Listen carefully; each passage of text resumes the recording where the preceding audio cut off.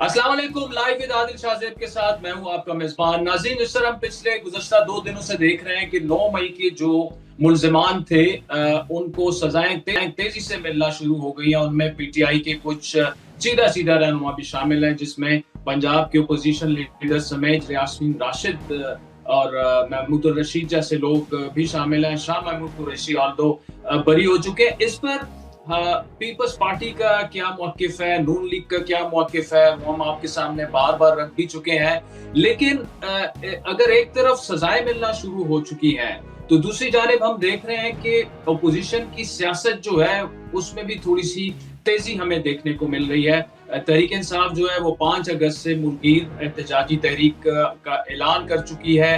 अब देखना ये होगा कि एक तरफ अगर 9 मई में तेजी से सजाएं होती हैं, तो तहरीक इंसाफ की ये जो नई एक मूव है हुकूमत के खिलाफ तहरीक की, इसमें कितनी जान होगी और क्या मौजूदा क़यादत जो है वो कारकुनान को निकालने में कामयाब हो सकती है या नहीं। दूसरी जानिब अगर हम देखें तो मौलाना साहब एक और बड़े की प्लेयर हैं अपोजिशन के, ऑल्दो उन्होंने अभी तक उस तरह से अपोजिशन नहीं की जिस तरह उन्होंने इमरान खान के खिलाफ धरने और जलसे जुलूस और अपोजिशन, क्योंकि उस वक्त वो बाकायदा तौर पर पीडीएम का हिस्सा थे। तो मौलाना साहब अभी जो साबिका मुत्तहिदा मजलिस अमल थी, उनको दोबारा से फ़ाल करने की कोशिश कर रहे हैं। ऐसे में पाकिस्तान पीपल्स पार्टी कहाँ खड़ी है?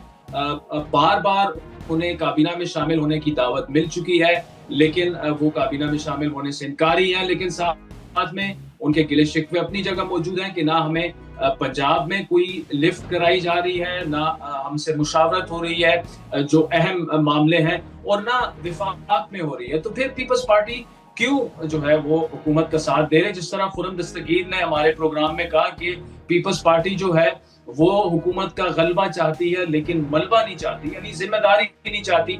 तो क्या down the line Peoples Party opposition के किसी अलायंस को ज्वाइन कर सकती है? तफसीली गुफ्तगू करेंगे। हमें इस वक्त ज्वाइन किया पीपल्स पार्टी की सेक्रेटरी इत्तलात शाज़िया तामरी ने, जबकि प्रोग्राम के अगले हिस्से में सेनेटर कामरान मुर्तजा JUI की सीनियर रहनुमा है, वो भी हमारे। Thank you so much for joining us.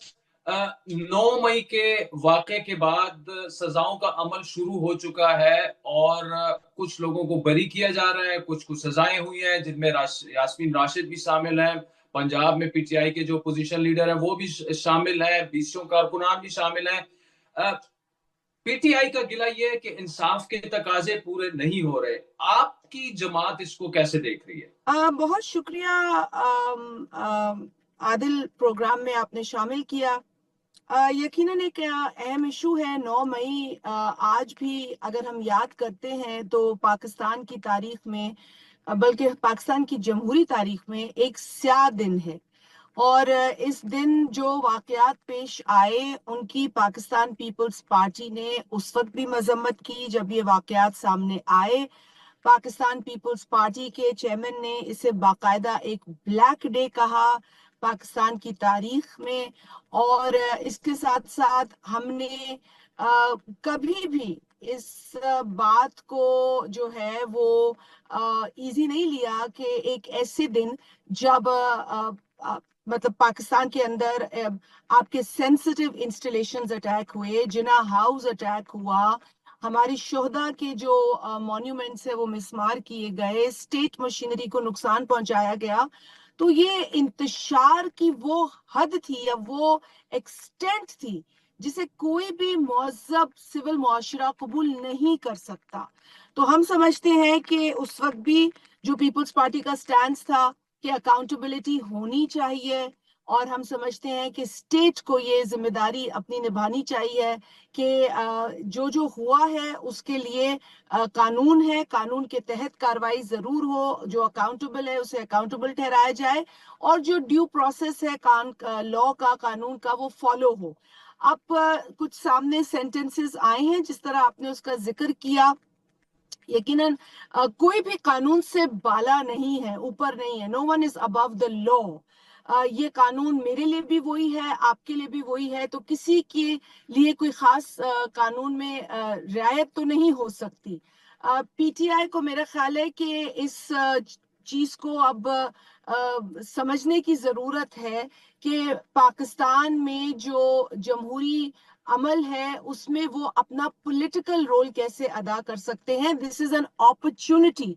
लेकिन अगर किसी के कोई सजा सुनाई गई है, जो सेंटेंस जिसका आपने जिक्र किया, तो हम समझते हैं कि एक तो कोई भी सिटीजन कानून से ऊपर नहीं है, लेकिन उसको right to appeal, right of appeal मिलना चाहिए.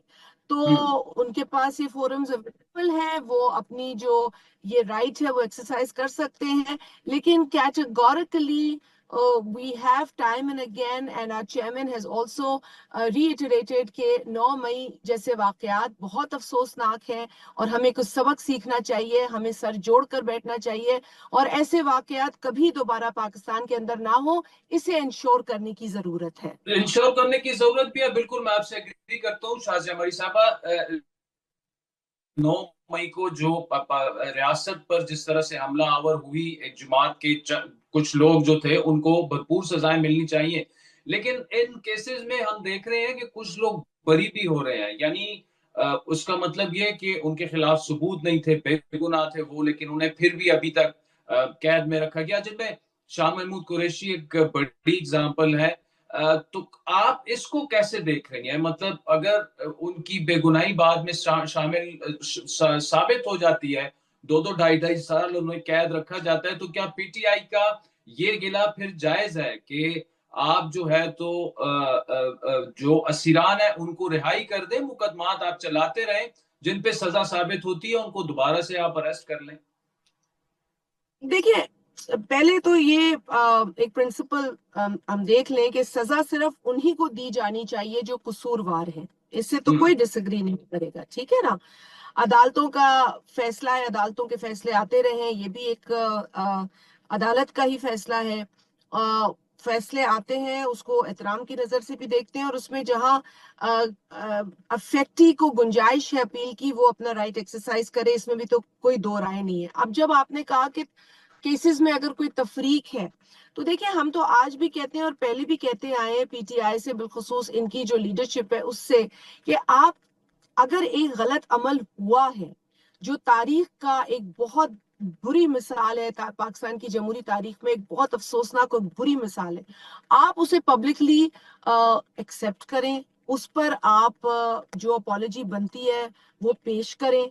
और आपको कोई, मैं समझती हूँ, रुकावट नहीं है कि आगे अपने जो मामलात है वो बेहतर करें, इंगेज करें पॉलिटिकल पार्टी से. क्योंकि देखिए जो जो पॉलिटिकल पार्टीज पाकिस्तान में, बिलखुसूस पाकिस्तान पीपल्स पार्टी एहतजाज करती आई हैं, उन्होंने कभी भी कानून या आइन के दायरों से बाहर एहतजाज नहीं किया. आपने कभी पीपल्स पार्टी के किसी कारकुन को तोड़फोड़ करते नहीं देखा, आपने कभी पीपल्स पार्टी के किसी कारकुन को एक गमला तोड़ते नहीं देखा होगा.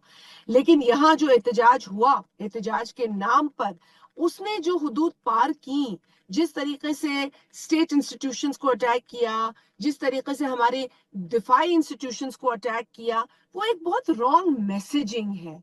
और अगर इस मैसेजिंग को इनकरेज किया जाएगा तो मैं समझती हूँ कि आगे आने वाले भी हमारे लिए कोई अच्छे पीरियड्स या दौर नहीं होंगे. तो इसीलिए इस चीज को यहीं रोककर इसकी अकाउंटेबिलिटी फिक्स की जाए, मगर मेरिट पे की जाए. मैं मानती हूँ जिनके खिलाफ सबूत है, शवाहिद है, उनका केस क्लियर है, जिनके खिलाफ नहीं है और जहां पर एक एक्सेप्टेंस या एडमिशन है ऑफ रॉन्ग डूइंग, उसको उस तनाजुर से देखा जाए. लेकिन इन चीजों का फैसला होना जरूरी था, कानून को फेस करना जरूरी था. कानून सबके लिए एक है.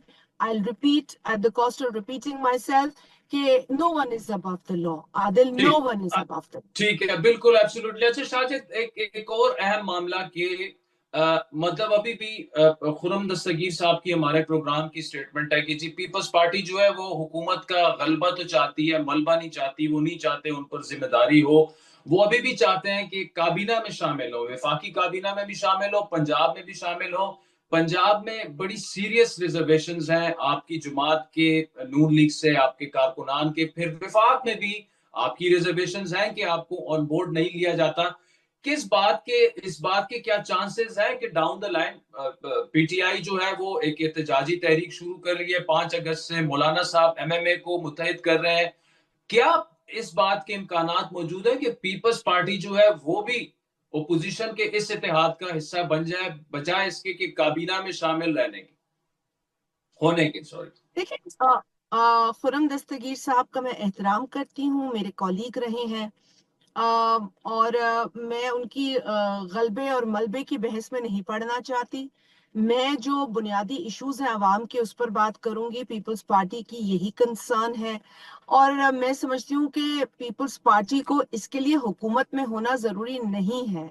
अगर मौजूदा वफाकी हुकूमत को पीपल्स पार्टी सपोर्ट करती है और उनकी वक्तन फवक्तन जो पॉलिसीज हैं या जो उनके ऐलानात हैं उस पर अपनी राय का इजहार करती है और बेहतरी लाने की कोई कंट्रीब्यूशन करती है, तो ये एक अच्छा अमल है, तामीरी अमल है। मैं समझती हूँ कि खुर्रम दस्तगीर साहब हो या नूनी के और भी कोई साथी हो, तो उनको तो इस बात पे खुश होना चाहिए कि हम आपके साथ पावर शेयर कर किए बगैर जो अवाम के मसाइल है वो आप तक लेकर आते हैं। हम तो सिर्फ इन मामलात में बेहतरी चाहते हैं, और अगर इन मामलात को कोई ये समझे कि जी हम रिस्पॉन्सिबिलिटी नहीं लेना चाहते, हम तो लेते हैं, हमने तो इस रिस्पॉन्सिबिलिटी की शायद कीमत भी अदा की हुई है, लेकिन बावजूद इसके हमें उस तरीके की जो कोऑपरेशन है बाज मामलात में वो नहीं नजर आती। हम फिर भी in the interest of stability in the country, in the interest of political stability, economic stability and peace, जो आजकल के हालात हैं, दहशतगर्दी के मामलात हैं, खास तौर पे हम समझते हैं कि यही वजह है कि हम मैच्योरिटी का मुजाहरा कर रहे हैं, लेकिन हमारी मैच्योरिटी ना हमारी कमजोरी है, और हमारी मैच्योरिटी उसको इसमें बहुत क्लैरिटी है। हम जैसे मिसाल के तौर पर कहते हैं कि जी 15-16 घंटे की लोड शेडिंग आज भी हो रही है, इन मामलात को हम कब जाके हल करेंगे? हम ये तो शादियाने नहीं बजा सकते ना कि जी ये चीजें निपट गई हैं, लोड शेडिंग खत्म हो गई है। अगर आप सोलर पैनल्स पे 18% टैक्स लगाते हैं तो हमारा क्या मुतालबा होता है कि ऐसा टैक्स नहीं लगना चाहिए, हमारे मुतालबे के बाद आप 50% कर देते हैं, तो इसकी पजीराई आपको भी मिलती है, ये अप्रिसिएशन गवर्नमेंट को भी मिलती है। पीपल्स पार्टी अकेली ये पजीराई नहीं वसूल करती। तो इस तरह के जो अच्छे इकदामात होंगे, जो हम समझेंगे कि ये अच्छे हैं, उनके करने से आवाम को रिलीफ मिलेगी, वो हम अपना रोल अदा करते रहेंगे। जैसे मैंने पहले भी कई प्रोग्राम्स में, आपके प्रोग्राम में भी कहा कि हम ब्लैकमेल की सियासत नहीं कर रहे हैं, हम तामीरी पॉलिटिक्स कर रहे हैं, कंस्ट्रक्टिव हमारा कंट्रीब्यूशन है। और हम तो अपोजिशन से भी ये कोशिश करते हैं कि उनको भी ये समझाएं कि पार्लियामेंट के फोरम को आप अवामी इश्यूज के लिए यूज करें। सिर्फ एक कैदी की रिहाई पर आपकी सुई अटकी होती है और मुल्क में जो दीगर मसाइल हैं उनसे आपका कोई सरोकार नजर नहीं आता। तो जरूरत इस अमल की है कि हम मिलकर कंस्ट्रक्टिव पॉलिटिक्स और बेहतरी और पॉजिटिव और मैच्योरिटी की तरफ जाएं, ताकि इस मुल्क के जो लोग हैं, जो हमारे जो 24-25 करोड़ फार्म है, इनके मसाइल को देखें। वो भी हमें देख रहे हैं कि जी आपके बीच में नूरा कुश्ती हो रही है और वफाकी हुकूमत अपनी जिम्मेदारी उस तरह नहीं निभाती, और पीपल्स पार्टी को कभी कहते हैं काबीना में आ रहे हैं, कभी कहते हैं ये हमारा हिस्सा है, और हम बार बार कहते हैं नहीं है। लेकिन let this be the way it is, and take whatever जो भी हमारी आरा है, हमारी तजावीज है, उनको अच्छे स्पिरिट में लेना सीखें, उनको समझें कि हम ये किस तरीके से, अगर हम पंजाब में स्पेस मांगते हैं तो अवाम के लिए मांगते हैं। ये स्पेस हमें कोई अपने प्रोटोकॉल के लिए नहीं चाहिए, वो तो हमने बता दिया कि we don't want this, we want के लोगों के मसाइल हल हो। फ्लड्स आए हैं पंजाब में, आपने देखा है, हम चाहते हैं तो इसको बहुत यूज कर सकते थे, लेकिन देखिए एक कैटास्ट्रोफी है इसमें। अगर पीपल्स पार्टी को आप ऑन बोर्ड लेंगे, जिन लोगों तक आप नहीं पहुंच पाए शायद हम पहुंच पाएंगे, तो आप हमें ऑन बोर्ड रखें, आप हमें अपना पार्टनर समझें in trying to deliver to people. लेकिन आप बार बार हमें जिद करें कि हम काबीना में आ जाएं, काबीना में आ जाएं, ये फैसला हमारा है, ये फैसला हमारी लीडरशिप का है, ये फैसला हमारी सेंट्रल एग्जीक्यूटिव कमेटी का है। आपने हमसे इस बारे में रुजू नहीं किया, टेलीविजन पर ये बातें हम सुनते हैं, लेकिन हमने पहले भी ये कह दिया था कि हम इसमें इंटरेस्टेड नहीं है। All we are interested in is, Adil, resolving the issues of people. आपके शुगर के प्रॉब्लम्स हैं, एग्रीकल्चर के प्रॉब्लम्स हैं, बिजली के प्रॉब्लम्स हैं, गैस के प्रॉब्लम्स हैं, गुर्बत है, बेरोजगारी है, ये इतने मसाइल हैं। हम आपको तजावीज दे रहे हैं, आप उसे इम्प्लीमेंट करने जैसा बने। शाजिया तामरी साहिबा, thank you so much for joining us. नाज़रीन, वक्त हो जाता है एक ब्रेक का, जिसके बाद JUI के सीनियर रहनुमा सेनेटर कामरान मुर्तजा से हम गुफ्तगू करेंगे। हमारे साथ سینیٹر کامران مرتضی صاحب، thank you so much for joining us. پہلے تو یہ بتائیے گا سر کہ 5 اگست کو تحریک انصاف نے ایک دفعہ پھر احتجاجی تحریک کا اعلان کیا ہے، اور مولانا صاحب نے متحدہ مجلس عمل کے قائدین کو اب وہ متحرک کرنے کی کوشش کر رہے ہیں. کیا اس بات کے امکانات ہیں کہ ایم ایم اے دوبارہ سے بن جائے اور پھر پی ٹی آئی کے ساتھ مل کر ایک تحریک چلائی جائے، یا مولانا صاحب اور آپ کی شورا یہ کہہ چکی ہے کہ ہم کسی کے ساتھ اپنا پلیٹ فارم استعمال نہیں کریں گے، ایشو بیس سیاست پر ہی اپوزیشن ہوگی؟ ویسے تو ایم ایم اے ابھی تک قائم ہے، کبھی اس کو ختم تو نہیں کیا گیا، جس طرح پی ٹی ایم قائم ہے ابھی تک، اور اس کا سربراہ جو ہے اپوزیشن میں ہے، باقی لوگ حکومت میں ہیں، وہ بھی قائم ہے، اس کو بھی کبھی ختم نہیں کیا گیا.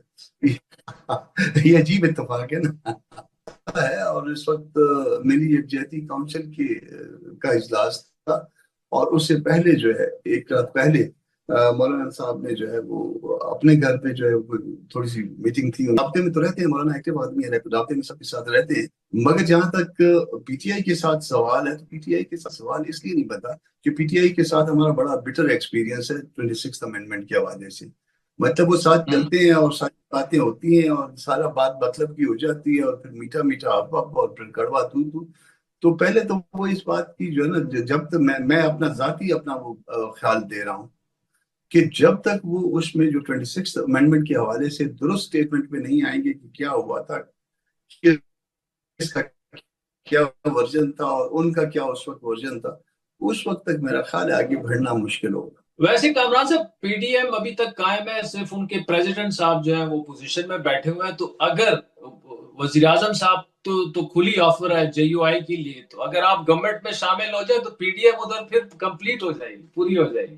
حکومت میں شامل نہیں ہونا، حکومت میں شامل ہونے کی بالکل یہ آپ کھلی بھی اور بند آفر دونوں طرح سے ہیں، مگر میرا خیال ہے کہ ہم اسی طرح سے اچھے ہیں اپنے طور پہ، اور پارٹی مولانا کے پاس وقت بھی ہے، اور پارٹی کی تنظیم نو کے حوالے سے اس کے اوپر توجہ دینے کے حوالے سے مولانا زیادہ وقت لگا رہے ہیں. تو میرا خیال ہے کہ یہ ریکوائرمنٹ ہے اس وقت. حالت جنگ میں جب نہیں ہوتا تو اس وقت جنگ کی تیاری ہوتی. اچھا کامران صاحب، دوسرے بتائے گا، جو پی ٹی آئی نے ابھی 5 اگست کو احتجاج کا اعلان کیا ہے، دوسری جانب 9 مئی کی سزائیں بڑی تیزی سے شروع ہو چکی ہیں. ایک تو وہ کہہ رہے ہیں یہ سارا انٹر لنکڈ ہے، جو بھی ہے. اب عدلیہ سزائیں دے رہی ہے، اعلیٰ عدلیہ میں وہ اپیلیں کر سکتے ہیں، انصاف کا ایک نظام ہے، وہ اپنی جگہ پہ وہ بحث. لیکن موجودہ ٹائم میں مطلب 5 اگست کو احتجاج کی کال دینا، جب لیڈرشپ اتنی موٹیویٹڈ نظر نہیں آ رہی، اور کارکنان خصوصاً 26 نومبر کے بعد سے تو بالکل بدل ہو گئے، شاید ہی وہ عمران خان کے علاوہ کسی کی کال پہ نکلیں. کیا آپ کو بطور ایک سینئر پولیٹیشین یہ جو کال ہے احتجاج کی 5 اگست کی، اس میں کوئی جان یا کوئی کامیابی کے اثرات، امکانات نظر آ رہے ہیں؟ میرا جو اس سے پہلے 2 دفعہ جو اٹیمپٹ ہوئی ہے، 1 نومبر میں اور ایک اس سے پہلے، میرا ایک پولیٹیکل ورکر کے طور پہ جو اس میں یہ ہے کہ ان دونوں کے نتیجے میں جو نتیجہ نکلا ہے وہ پی ٹی آئی کے ورکر کا دل توڑا گیا ہے. اب یہ جان بوجھ کے تھا، اس کے اوپر سوچنا چاہیے لوگوں کو، یا انٹینشنل تھا. اکٹھا کرے تو پھر بات کہیں اور بھی جا سکتی ہے، مگر یہ دو جو موومنٹس تھیں اس میں دل توڑا گیا ہے لوگوں کا. اور اب جب اس طرح سے دل توڑا گیا ہے پی ٹی آئی ورکر کا، اس کے بعد اس گرمی کے موسم میں، اس پوری برسات میں، اس سیلابوں کی صورتحال میں یہ ڈیٹ دے دینا، کوئی مجھے لاجک اس کے پیچھے کوئی نظر نہیں آتی ہے. کوئی ممکن نہیں ہوگا اس کو اٹھانا. اگر اٹھا لیں گے تو ان کا کمال ہوگا، ورنہ وہ اس کا انجام جو ہے وہی نومبر والا یا اس سے پہلے والا لگتا ہے. یہ کامران صاحب دوسرے بتائیے گا، سینٹ کے جو موجودہ انتخابات تھے اس میں بھی دیکھا کہ ان کے پارٹی کے رینک اینڈ فائل، مطلب سیکنڈ ٹیئر لیڈرشپ سے لے کر نیچے تک جو ہے وہ کوئی ایک دوسرے پر ٹرسٹ کرنے کے لیے نہیں تیار. ہر کسی کی اپنی لسٹ ہوتی ہے اور ہر کوئی یہ کہہ رہا ہوتا ہے یہ عمران خان صاحب کی لسٹ ہے. آخر میں جو بیچارے کارکنان ہیں ان کو وہ کچھ نہیں ملتا، اور وہ وہی کہتے ہیں کہ جی علی امین صاحب جو ہے وہ اپنے طور پر حکومت چلا رہے ہیں، اپنے لوگوں کو نواز رہے ہیں، عمران خان کی رہائی میں وہ انٹرسٹڈ نہیں ہے. JUI के साथ इनकी जो गुफ्तगू हुई, जितने अदवार हुए जिसमें असद कैसर साहब पेश थे, आपका टेक अवे क्या है कि क्या पार्टी के इंटरनल मामलात ऐसे हैं कि वो सीरियसनेस नजर नहीं आ रही है किसी तहरीक चलाने में या किसी पार्टी से सियासी मुज़ाकरात करने में? सियासी मुज़ाकरात इस हवाले से करने में तो मैं क्योंकि ज़ाती तौर पे सारे मामले में इन्वॉल्व रहा, मुझे जो मेरी फीलिंग है गलत हो सकती है, कोई इख्तलाफ कर सकता है, उसका हक है, मगर उनको किसी की स्टेट पावर चाहिए और उस स्टेट पावर को लेके और वो अपना काम निकालना चाह रहे थे, ये जो मेरी समझ में आई है और ये पार्टी की समझ में भी मेरा ख्याल है यही आई है बात। और उसके लिए जो है ना वो हम इस्तेमाल होने के लिए तैयार नहीं है या थे। हम ये मुमकिन है या मुमकिन था कि पाकिस्तान के मामलात पे, मुल्की मामलात पे हम इकट्ठे चल पाए, मगर किसी जाती मामलात पे, जाती इशू पे, किसी पार्टी, खास पार्टी के हवाले से उसके मामलात को लेके हम अपनी स्टेट पावर को ज़रा यूज करने के लिए मेरा ख्याल है हम तैयार नहीं हो सकते। अच्छा, तो कामरान साहब, जो आपकी जवाब का ये क्रक्स अगर लिया जाए कि पीटीआई सिर्फ और सिर्फ इसमें इंटरेस्टेड थी कि JUI आए, हमारे साथ सड़कों पर निकले ताकि दबाव डालकर इमरान खान साहब को जेल से बाहर निकाला जाए और फिर आप अल्लाह अल्लाह खैर सलाह, आप इस तरफ जाएं और हम इस तरफ जाएं। देखिए, बारगेनिंग पोजीशन को बेहतर बनाना जो हमारी समझ के मुताबिक था कि वो अपनी बारगेनिंग पोजीशन को बेहतर बनाना चाहते थे, तो अगर बारगेनिंग करनी ही थी तो फिर हम किसी के साथ मिल के बारगेनिंग क्यों करनी है? फिर हम अपने तौर पे कर लें। अगर बारगेनिंग का कोई मरहला आ गया तो ये बारगेनिंग के लिए हम तैयार नहीं थे। मीनवाइल वो एस्टेब्लिशमेंट के साथ उन्होंने बातचीत भी शुरू कर दी। उस पे हमने कई दफा बार बार कहा कि आप बताइए कि आप ये बात कर रहे हैं नहीं कर रहे हैं, उसके ऊपर फिर कोई जो है ना वो वजाहत नहीं आई। और ये भी एक फैक्टर था जो कि पार्टी के लिए तकलीफ दे था कि एक तरफ आप एस्टेब्लिशमेंट से बात करते हैं, दूसरी तरफ आप एस्टेब्लिशमेंट को बुरा भी करते हैं, तीसरी तरफ हमारे साथ बात करते हैं, तीसरी तरफ, चौथी तरफ जो है वो जो दरमियान में जो सारी मिलजुल की बातें हुई उसका सारा इल्जाम हम पे धरने की कोशिश करते हैं। तो ये चीजें जो है ना वो सारी देखा तो फिर मुमकिन नहीं लगा कि हम जो है ना ये वजन उठा सके। हमने बड़े अदब से, बड़े एहतराम से उनसे माजरत करी। तो आप खुद अलग से क्या JUI चलाएगी, एक तहरीक चलाने की पोजीशन में है? कोई आपकी स्ट्रेटेजी है? क्योंकि हुकूमत से तो आप भी नाला है, तनकीद होती रहती है मुख्तलिफ पॉलिसीज पे भी, लेकिन क्या मुस्तकबिल करीब में आपका कोई इरादा है? आपने ये देखा होगा कि माजी करीब में या थोड़ा सा माजी बईद में भी चले जाइए, सबसे ज्यादा एक्टिविटी जो है पॉलिटिकल एक्टिविटी JUI की तरफ से और किसी और जमात की तरफ से। खैर हुकूमत में बैठी जमातें तो नहीं करती इस तरह की पॉलिटिकल एक्टिविटी, मगर बाकी जो अपोजिशन की जमातें हैं उनके पार्ट में आपने कोई एक्टिविटी नहीं देखी होगी, कोई जलसे बड़े नहीं देखे होंगे। हमारे जलसे आपने देखा कि आप तकरीबन तमाम सूबों में हमने जलसे की और इस जलसों को हम जिस वक्त चाहें तहरीक में कन्वर्ट कर सकते हैं, सब्जेक्ट टू के एक तो मौसम भी देखना होता है, हालात देखने होते हैं और बहुत सारी चीजें देखनी होती है, मकासद सामने रखने होते हैं। मगर हम इस पोजीशन में हैं कि कहीं पे भी जो है ना उसको कन्वर्जन हो सकती है उसकी जलसों की, उस मूवमेंट में। और फिल वक्त अभी तक कोई फैसला नहीं है पार्टी की तरफ से कि आप जो है टेक ऑफ करिए, मगर ये एक्टिविटी जारी है। और दूसरा, कामरान साहब, जो आपने MMA की बात की कि वो इंटैक्ट है, मुख्तसरन मैं ये पूछूंगा कि ठीक है वो इंटैक्ट है, लेकिन उस तरह से पॉलिटिकली एक्टिव नहीं हुई क्योंकि JUI फिर PDM में भी थी। क्या इस बात के चांसेस हैं, जिस तरह आपने कहा कि जलसे जुलूस जो है तहरीक में बदल सकते हैं, तो ये तहरीक जो है वो MMA के प्लेटफॉर्म से हो?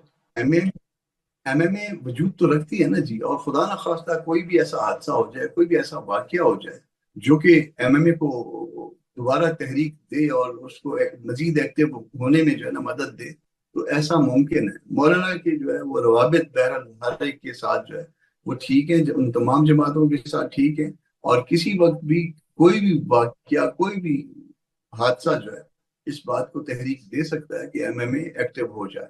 Senator Kamran Murtaza Saab, thank you so much for joining.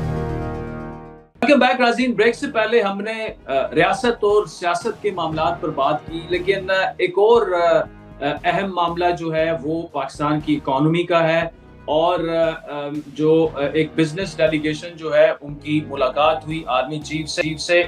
اس کے بعد پبلک اکاؤنٹس کمیٹی میں ایک معاملہ آیا کہ جو ٹیکس ہے چینی پر امپورٹ پر وہ کس طرح سے کم کیا گیا.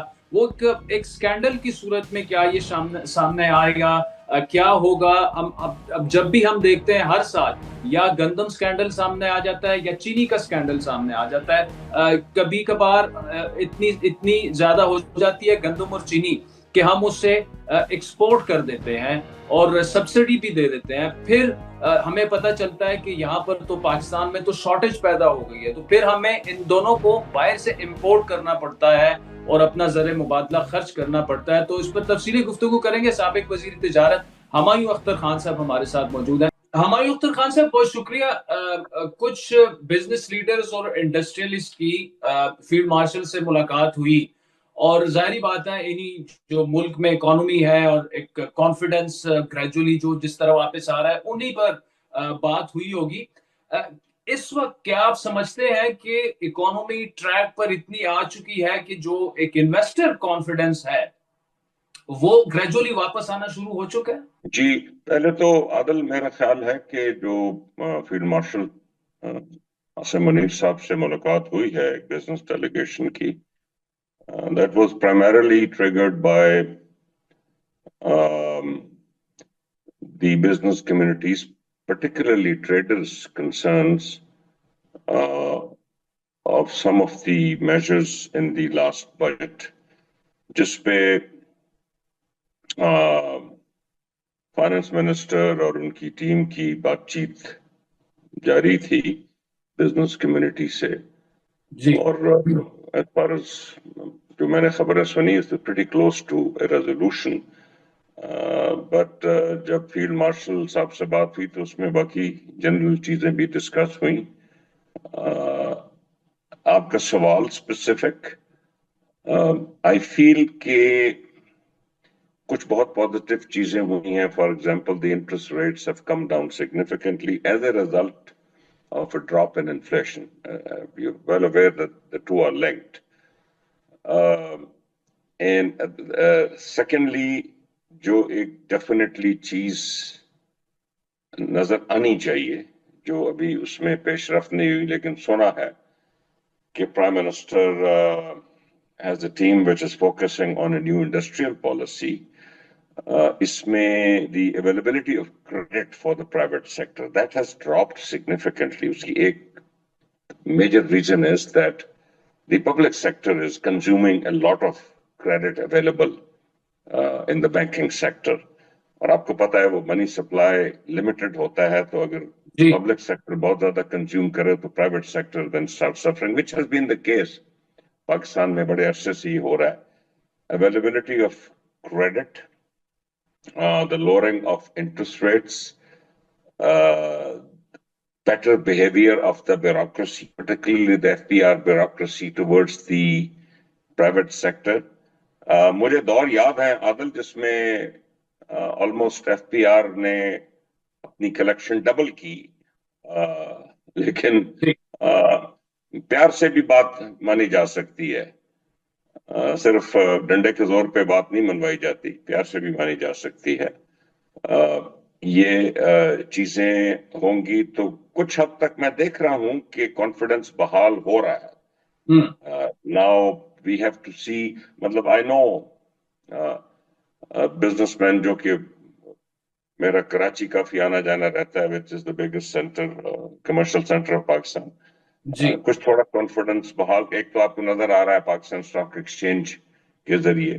ایک بہت بڑا کام جو کہ نئی انویسٹمنٹ انڈسٹریل پالیسی کو اکمپلش کرنا چاہیے وہ یہ ہے کہ پاکستان کی جو بند صنعتیں پڑی ہیں وہ کھلوا لیں. You see, that asset is already present. وہ زمین پہ مشین بھی لگی ہوئی ہے, بلڈنگ بھی ہے, مینجمنٹ بھی ہے, مارکیٹس بھی ہیں. آئی تھنک پہلا قدم ہوگا کہ ہم بند انڈسٹری کھلوا لیں.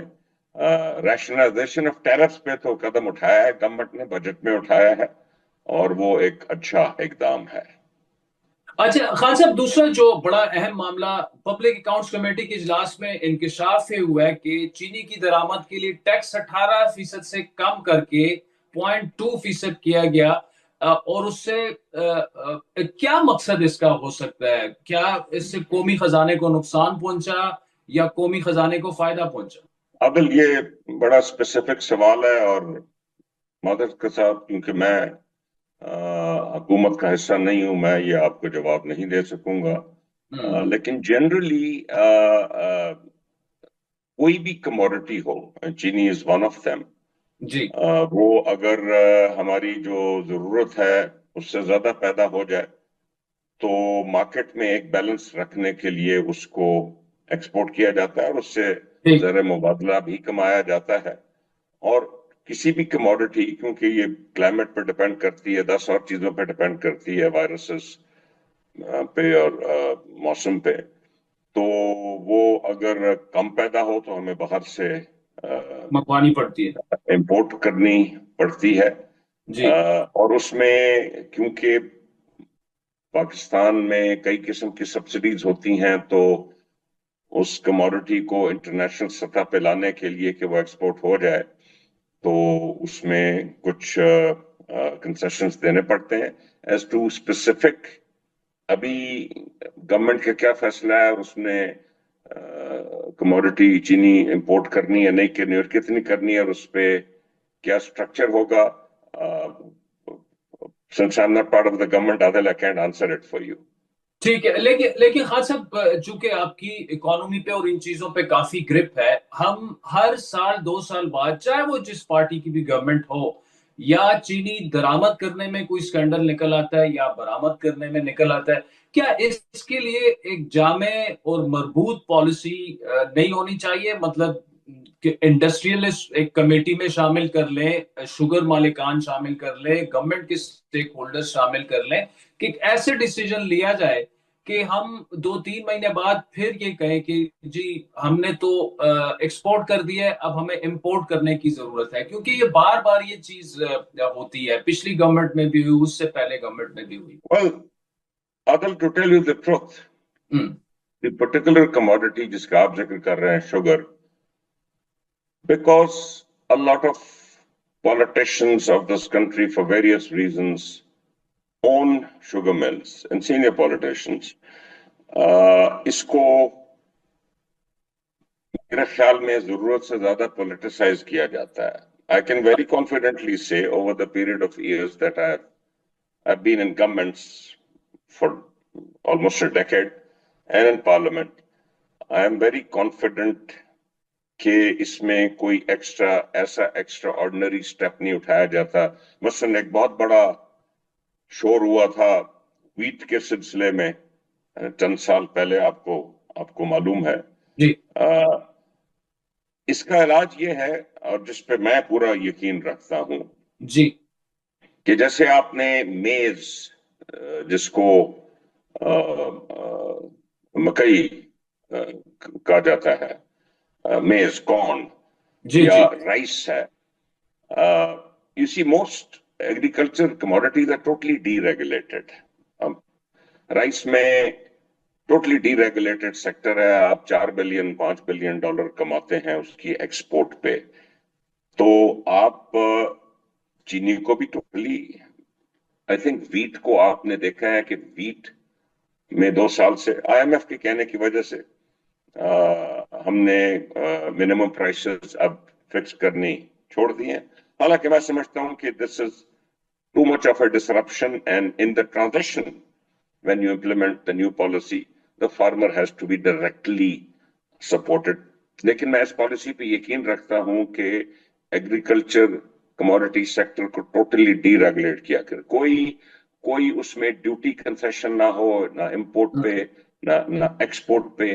और ये जो सब्सिडीज हैं, जो मैसिव 3-4 दिहाइयों से फर्टिलाइजर सेक्टर में सब्सिडीज हैं, ये नीचे फार्मर तक नहीं पहुंचती हैं, ना ही कंज्यूमर तक पहुंचती हैं. इनको खत्म किया जाए, और सब्सिडी जो है वो अब हमारे पास बहुत बड़ा इंफ्रास्ट्रक्चर है, डाटा भी है, یہ جو انکم سپورٹ پروگرامز ہیں ہمارے سوشل سیفٹی نیٹس ہیں they are well established they have been there for years اس کے تھرو فارمر کو ڈائریکٹ سبسڈی دی جائے. So my answer to get rid of all controversies totally deregulate the sector.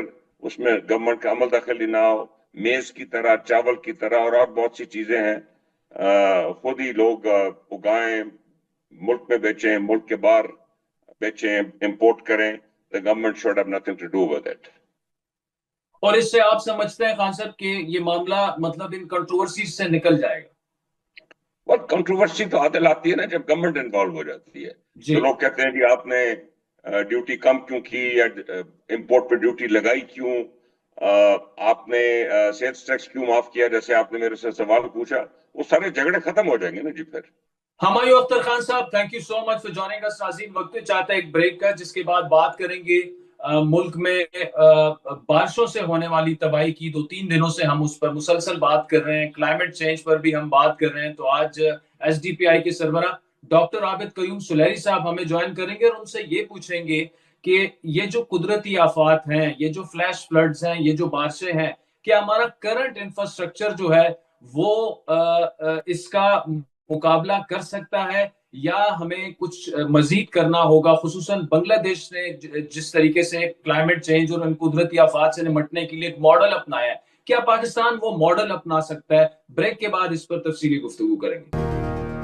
Welcome back ناظرین. عابد قیوم سلیری صاحب ہمارے ساتھ موجود ہیں. جس طرح بریک سے پہلے ہم بات کر رہے تھے کہ تقریباً 250 افراد جو ہیں اب تک جاں بحق ہو چکے ہیں, بارشوں اور سیلاب کی نظر وہ ہو چکے ہیں, اور ایسے دردناک مناظر ہیں کہ جس پر جتنا بھی افسوس کیا جائے وہ کم ہے. تو ایس ڈی پی آئی کے سربراہ ڈاکٹر عابد قیوم سلیری صاحب ہمارے ساتھ موجود ہیں. Thank you so much for joining us. گزشتہ کئی برسوں سے شدید موسمیاتی تبدیلیوں کی ضد میں ہم ابھی بھی دیکھیں جو بارشیں ہوئی, طوفانی بارشیں, اس کے نتیجے میں جو فلیش فلڈز آئے, 250 جانیں ضائع ہو چکی ہیں, ہزاروں مکانات تباہ ہو چکے ہیں.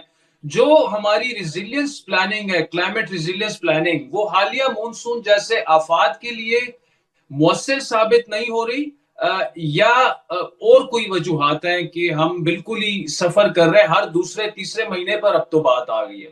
عادل, اس پہ 2 پہلو ہیں. ایک پہلو تو یہ ہے کہ اگر آپ دیکھیں ٹیکسس میں کیا ہوا, فلیش فلڈ آیا اور 1 گھنٹے کے اندر وہ امریکہ جیسے ملک میں سینکڑوں زندگیاں بہا کے لے گیا. نیو یارک اور نیو جرسی میں کیا ہوا, 1 گھنٹہ بارش ہوئی اور وہاں پہ پورا سب وے اور الیکٹرک سسٹم جو ہے وہ مفلوج ہو گیا. اسی طریقے سے اسپین میں, اب رشیا میں, اور ہماچل پردیش میں, اور اب پاکستان میں, چائنا میں, ہر جگہ پہ جو کلائمیٹ چینج جس کی ہم بات کرتے رہے, اور آپ کا چینل اس کو بڑے اچھے طریقے سے اس پہ جو ہے آگاہی دینے کے لیے پروگرام بھی کرتا ہے, تو وہ اب ایک ریالٹی بن کر سامنے آ گئی. اور بدقسمتی سے کووڈ کی طرح اب نو ون از سیف.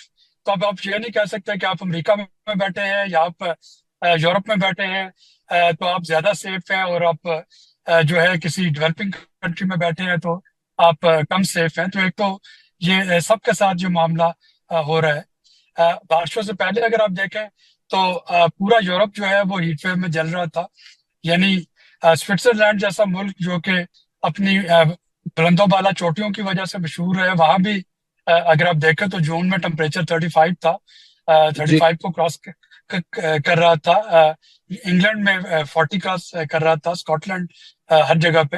تو یہ تو ایک ریالٹی بن گئی.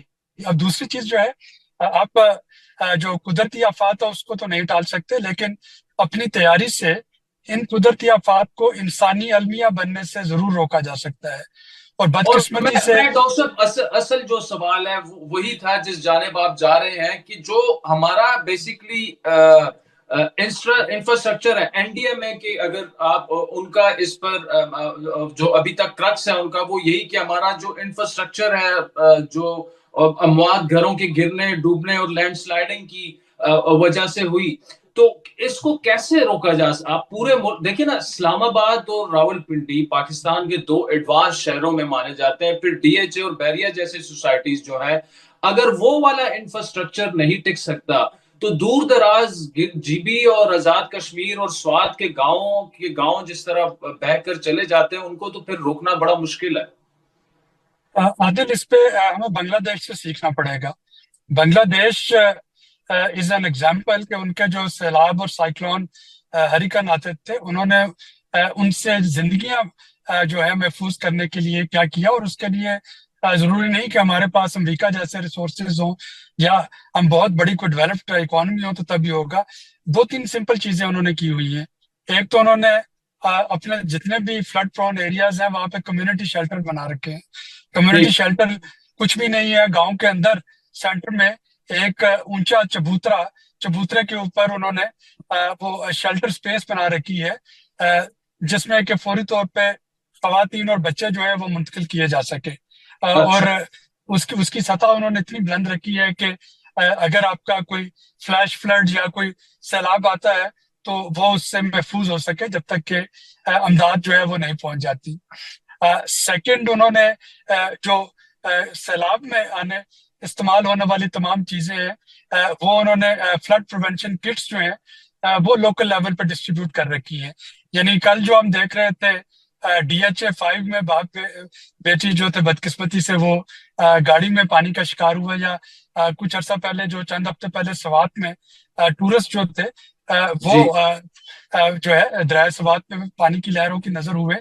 تو کتنا آسان ہوتا ان کو بچانا اگر جو ریسکیو والے ہیں ان کے پاس کچھ انفلیٹیبل ٹیوبز ہوتی, ان کے پاس کچھ ڈرون ڈلیوری میکانزم ہوتا, ان کے پاس کوئی جال ہی ہوتے جس میں کہ ان کو جو ہے باہر کنارے سے جال پھینک کے اس میں باہر کھینچا جا سکتا. تو یہ اس طرح کے سلوشن جو ہے وہ بنگلہ دیش کے ہر جو یونین کونسل لیول پہ ان کے پاس یہ کٹس جو ہیں وہ موجود ہیں. اور اس کے بعد پھر پانی, پینے کا پانی اور پیوریفائنگ ٹیبلٹس وغیرہ.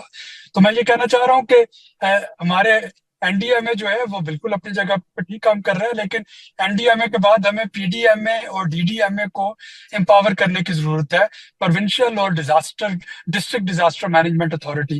اور جو رول ہے وہ تو ڈسٹرکٹ ڈیزاسٹر مینجمنٹ اتھارٹی نے پلے کرنا ہے. NDMA جو ہے وہ تو بہت بعد میں آئے گا. ہمارے مسلح افواج کے جو بہادر جانباز ہیں وہ ہمیشہ مدد کے لیے آتے ہیں, لیکن ان کا ورک لوڈ کم کیا جا سکتا ہے اگر ہم مقامی سطح پہ یہ تیاری ہو, اور اسی کی طرف اب ہمیں جانا ہوگا مقامی سطح پہ تیاری کے لیے.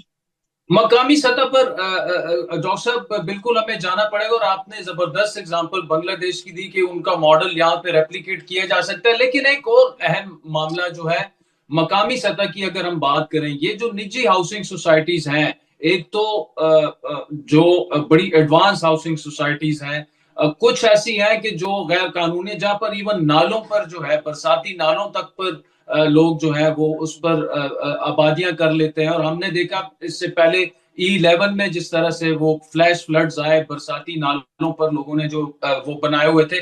تو جو لوکل جو اس طرح کی اتھارٹیز ہوتی ہیں, جس طرح CDA ہے یا ہر شہر کی اپنی اتھارٹیز ہوتی ہیں. اب دریائے سوات میں آپ دیکھیں کہ آپ دریا کے کنارے جو ہے 200 فٹ تک آپ آبادی نہیں کر سکتے, لیکن آپ جائیں وہاں پر جو 5 سٹار اور 30 منزلہ ہوٹلز بنے ہوتے ہیں وہ ایک فلیش فلڈز میں بہ جاتے ہیں. یہ کتنا اہم مسئلہ ہے اور اس جانب کتنی توجہ دینے کی ضرورت ہے؟ عدل, اگر some heads need to roll, تو اگر جب پہلی دفعہ ہوٹل ہنی مون گرا تھا اس وقت کسی کی بلی کر دی جاتی جس نے یہ NOC دیا تھا, یا دوسری دفعہ گرا تو تب کسی کو جو ہے وہ جو ہائی لیول ڈیسیژن میکر ہم کرتے یہ ہیں, وہ جس بیچارے نے فائل چلائی ہوتی ہے اس کو تو سسپینڈ کر دیا جاتا ہے, لیکن جس کے ویسٹڈ انٹرسٹ ہوتے ہیں یا جو انفلوئنس میں آ کے یا پریشر میں آ کے جس نے یہ اجازت دی ہے اس کو ہمیشہ بچا لیا جاتا ہے. یا اگر E7 پہ جس نے CDA نے اگر وہ نالوں پہ اجازت کی تعمیر کی اجازت دی تھی, تو اگر کچھ رسپانسیبل جو چہرے ہیں ان کو بے نقاب کر کے ان کو جو ہے اکاؤنٹیبل ٹھہرایا جاتا تو شاید آج بہت سی جانیں جو تھی وہ بچ سکتی تھی. لیکن جو سیکنڈ امپورٹنٹ فالٹ ہے ہمارا, جس کی وجہ سے شاید ہم اس طریقے سے کلائمیٹ چینج سے نپٹنے کے لیے وہ انٹرنیشنل سمپتھیز بھی نہیں حاصل کر پا رہے, क्योंकि जब भी हम इंटरनेशनल लेवल पे जाके अपना मुकदमा बयान करते हैं कि जी आप सबसे बड़े पोल्यूटर हैं, आपकी वजह से हमें मसाइल का सामना है, तो वो सिंपल एक लाइन कहते हैं कि पहले आप अपने घर को ठीक करें, आपके जो गवर्नेंस के मसाइल हैं उनकी वजह से ये चीजें जो है ज्यादा एग्रेवेट करती हैं। तो हमें इंटरनेशनल लेवल पे भी मुकदमा लड़ने के लिए और मकामी लेवल पे कीमती जानों को और इंफ्रास्ट्रक्चर को बचाने के लिए जाहिर है कि हमें गवर्नेंस को ठीक करना पड़ेगा, कुछ चेहरों को बेनकाब करना पड़ेगा और उनको अकाउंटेबल ठहराना होगा, और ये देखना होगा कि हमेशा पब्लिक वर्क्स डिपार्टमेंट का इंफ्रास्ट्रक्चर ही क्यों जाया होता है, खा वो अर्थक्वेक आए या वो सैलाब आए, और वहां पे हम उसको कैसे दुरुस्त कर सकते हैं। अच्छा डॉक्टर साहब, आखिर में जो 1.25 बिलियन डॉलर्स की जो क्लाइमेट चेंज की मद में IMF ने हमें लोन दिया था, वो क्या अभी तक कोई प्लान सामने आया है कि गवर्नमेंट कैसे उसको इस्तेमाल करने का इरादा रखती है? क्योंकि एक ऐसे वक्त में जब क्लाइमेट फाइनेंसिंग दुनिया से वैनिश होती जा रही है और हमें अगर ये पैसे मिले हैं तो जाहिर बात है वो दुरुस्त जगह पर और दुरुस्त प्लान के साथ लगने चाहिए। जी, ये 1.4 बिलियन डॉलर का लोन जो है ये अप्रूव हो चुका है। इसका जो पहली डिस्बर्समेंट होगी वो सितंबर में एक्सटेंडेड फंड फैसिलिटी के कामयाब रिव्यू के साथ मशरूत है। तो सितंबर में अभी रिव्यू होगा जो हमारा बड़ा लोन चल रहा है, अगर हमने उसकी शराइत पूरी की होगी तो फिर हमें रेजिलियंस सस्टेनेबिलिटी फंड की पहली ट्रांच मिलेगी। इसके जो 4-5 इसमें बड़ी चीजें करनी है, उसमें डिजास्टर मैनेजमेंट है, उसमें डिजास्टर जो रेजिस्टेंस इंफ्रास्ट्रक्चर वो लेके आना है, उसमें जो पब्लिक फाइनेंस मैनेजमेंट है उसको क्लाइमेट चेंज से नती करना है, जिसका मतलब है कि PC1 में अब एनवायरमेंटल इम्पैक्ट असेसमेंट के साथ साथ डिजास्टर रिस्क जो है वो उसके बारे में भी पूछा जाएगा और लिखा जाएगा। उसमें रिन्यूएबल एनर्जी जो है उसको कैसे जो है वो प्रमोट करना है। उसमें पानी की प्राइसिंग पे है कि पाकिस्तान एक वाटर स्केर्स कंट्री बनता जा रहा है और पाकिस्तान में पानी की कीमतों में इजाफा होना चाहिए। और उसमें इन तमाम चीज़ों के अलावा जो पाकिस्तान के NDCs होंगे, पाकिस्तान की कमिटमेंट्स होंगी, उनको कैसे स्ट्रेंथन किया जाएगा। तो ये कुछ ऑलरेडी कमिटमेंट्स हो चुकी हैं और मैं खासा पुरुम्मीद हूँ कि अभी तक अगर क्लाइमेट चेंज पे तवज्जो नहीं दी गई थी तो शायद इन शराइत की वजह से, IMF की शराइत की वजह से ही हम इस पे तवज्जो देना शुरू कर देंगे। चूंकि अब जब ये शुरू हो जाएगा तो फिर क्वार्टरली इस पे हमें रिपोर्ट देना होगी। तो जैसे अभी हम बड़े बड़े प्रोजेक्ट पे रिपोर्ट देते हैं, इस पे भी रिपोर्ट देंगे, तो शायद हुकूमतें जो है वफाकी और सूबाई हुकूमतें थोड़ा सा उनको जो है वो अपनी गवर्नेंस बेहतर करने का मौका मिल जाए। डॉक्टर आबिद क़य्यूम ज़ुलैरी साहब, thank you so much for joining us. नाज़रीन, आज के प्रोग्राम पर फीडबैक जरूर दीजिएगा। हमारा ट्विटर हैंडल है @आदिल शाहज़ेब। इजाजत दीजिए, खुदा हाफिज।